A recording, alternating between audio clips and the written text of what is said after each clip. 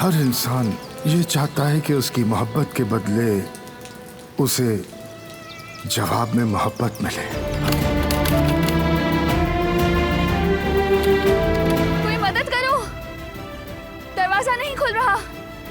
मैं यहाँ स्टोर में बंद हो गई हूँ। काश कि तुम हमेशा के लिए वहां बंद हो जाओ ताकि दोबारा तुम्हारा मन उस चेहरा ना देखो। दिलान, दिलान, मैं यहाँ हूँ।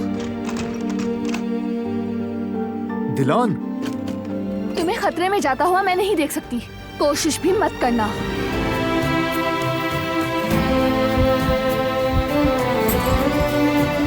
तुम चले जाओ। इंशाल्लाह वो कुछ गलत नहीं समझा होगा। वो कहानियाँ अधूरी जो न हो सके कि पूरी, उन्हें मैं भी क्यों सुनाऊं, उन्हें तुम भी क्यों सुनाओ।